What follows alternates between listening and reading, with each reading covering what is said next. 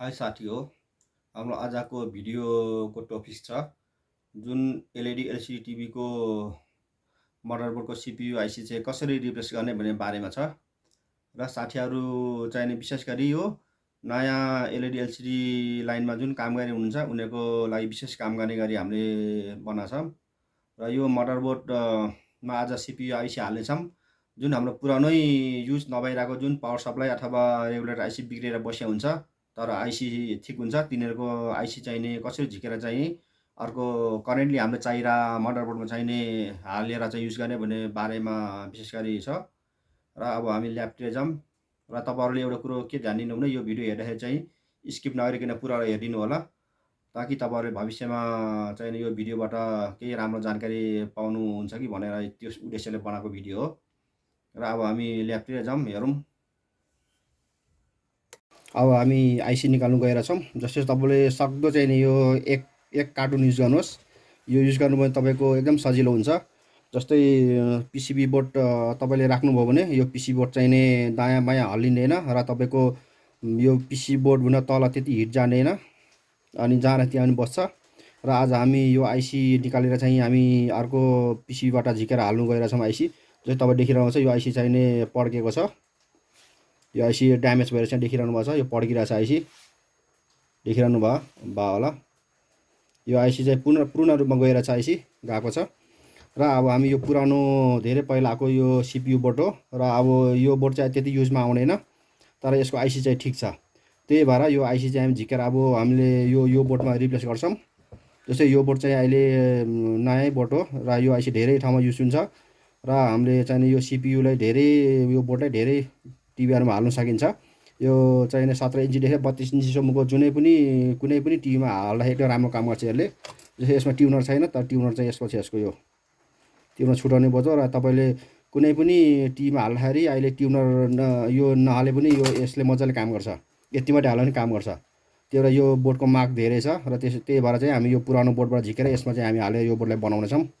जस्तै हामी अब आइसी खोल्नु गएर छौँ।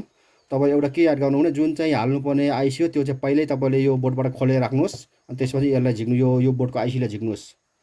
जस्तै अब हामी खोल्नु गएर छौँ। जस्तै अब हामी यसलाई पहिला झिकौँ यो आइसीलाई। तपाईँले आइसी झिक्नुहुन्न अगाडि चाहिँ हल्का हिट गर्नुहोस्। पहिला आइसीलाई हिट गरिसकेपछि तपाईँले चाहिँ के गर्नु भने पेस्ट हाल्नुहोस्। जस्तै म यो पेस्ट हाल्नु गएर छु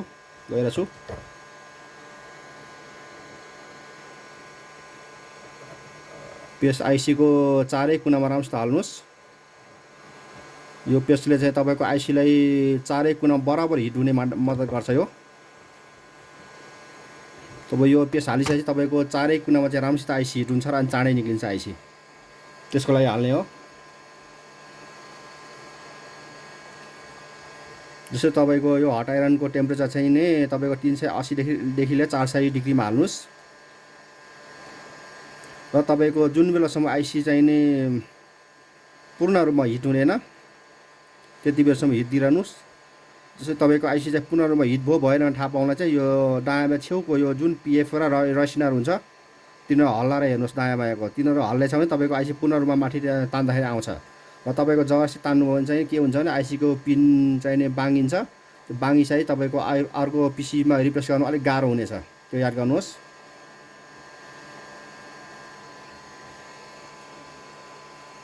तपाईँको सिपियु आइसीको वरिपरि चाहिँ राम्रोसित हट आइरन चाहिँ घुमाइराख्नुहोस् र टाइममा पेस्ट पनि हाल्नुहोस्। यो पेस्टले चाहिँ चारै कुनामा राम्रोसित आइसीलाई हिट हुनलाई मद्दत गर्दछ।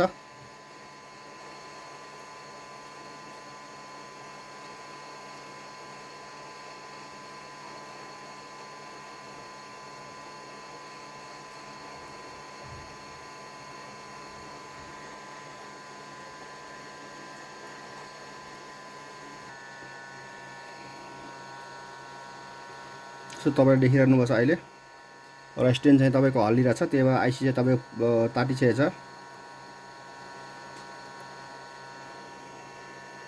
आइसी चाहिँ रिमुभ भएको छ राम्रोसित हाम्रो।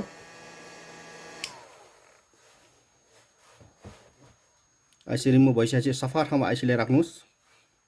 तपाईँको फोहोर ठाउँमा राख्नु भने के हुन्छ नि तपाईँको तलबाट एउटा सानो केही फोहोर आयो भने चाहिँ तपाईँको रिप्लेस गर्दाखेरि चाहिँ आइसी फोहोर भने ठिक छ बस्दैन, त्यो याद गर्नुहोस्। त्यसपछि हामी यसको चाहिँ आइसी हामी निकालेर हाल्नेछौँ। अब यो आइसी निकाल्ने साथै हामीले चाहिँ यो चाहिँ हालिहाल्छौँ हामीले, किनभने तपाईँको ढिलो भयो भने चाहिँ बोर्ड तपाईँको हिट हुँदैन, हिट भएन भने तपाईँको के हुन्छ भने ठिकसँग आइसी चाहिँ बस्दैन, त्यो याद गर्नुहोस्।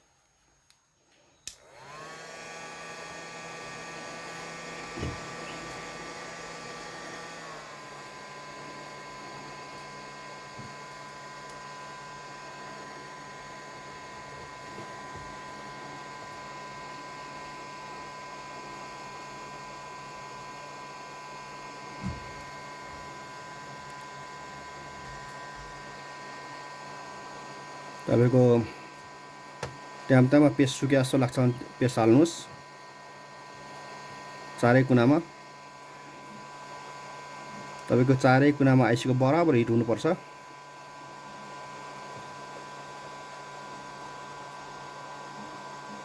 जस्तै हाम्रो आइसी बाहिर निक्लेछ, आइसी बाहिर निक्ले पनि आइरन हट आइरन चाहिँ तपाईँको निकालेर आइसी माथि नै लगाइरहनुहोस्। यस्तो गर्दाखेरि तपाईँको पिसिबी चाहिँ नि सेलाउनु पाउँदैन र आइसीलाई टिपेर हाल्नुहोस् यसरी।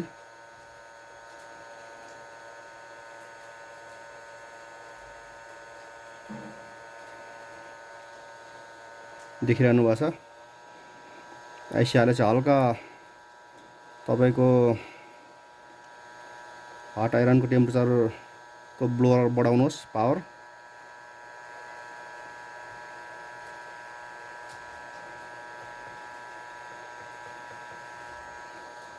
तपाईँको ठिक ठाउँमा आइसी बसिसकेपछि पेस्ट हाल्नुहोस्। पेस्ट हाल्छ हल्का आइसीलाई दायाँमा हल्लाउनुहोस्।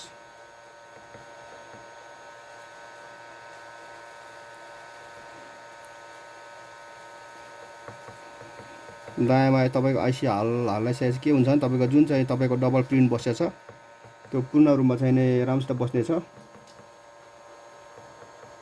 धेरै हिट पनि छेउबाट नगर्नुहोस्। यस्तो आइसी हाल्दाखेरि तपाईँको आइसी चाहिने यस्तो धेरै हिट भयो भने तपाईँको आइसी पनि जान्छ, आइसी पड्किनु सक्छ। त्यस्तो आइसी पड्क्यो भने तपाईँको आइसी चाहिने ठिकसँग नचल्नु सक्छ, आइसी डेड हुनसक्छ, त्यो याद गर्नुहोस्। र हाम्रो आइसी पूर्ण रूपमा चाहिँ बसिसकेको छ अहिले।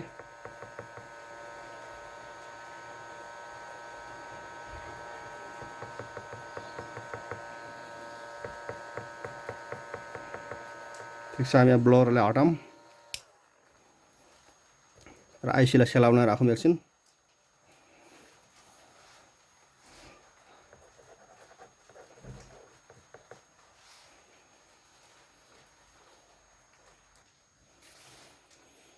हाम्रो आइसी चाहिने पूर्ण रूपमा अहिले सेलाइसकेको छ।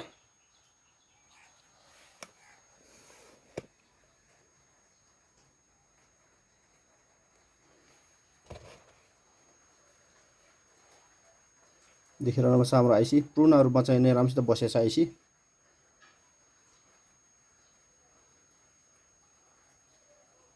एकदम पर्फेक्टली बसेको छ आइसी, कतै पनि सर्ट छैन आइसीको पिनमा।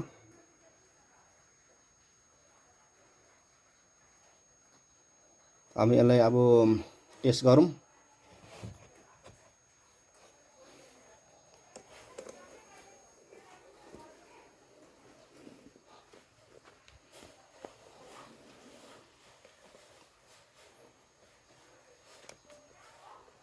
जस्तो पिसिबी टेस्टर हामी टेस्ट गरौँ यसलाई।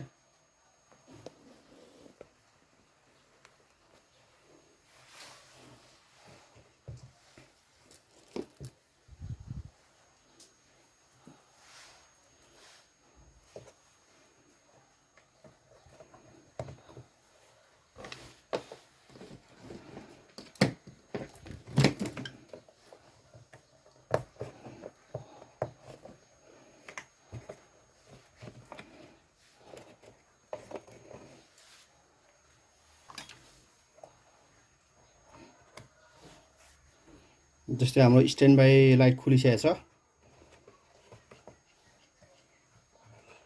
यसलाई हामीले अन गरौँ। स्ट्यान्ड बाई स्विचलाई थिचेर रिलिज गरौँ। जस्तै अहिले तपाईँको स्ट्यान्ड बाई रिलिज भइसकेको छ। पिक्चर पनि आइसकेको छ। यसरी चाहिँ तपाईँहरूले पुरानो पिसिबीलाई चाहिने रिप्लेस गरेर चाहिने पुरानो सिपियु बोर्डबाट चाहिने आइसी झिकेर चाहिने तपाईँको करेन्टली चाहिने बोर्डमा हालेर चाहिँ रिप्लेस गरेर चाहिँ आइसी बोर्डहरू चलाउन सक्नुहुन्छ। त्यस्तो म अहिले यसको भिडियो पनि चलाएर हेर्नेछु।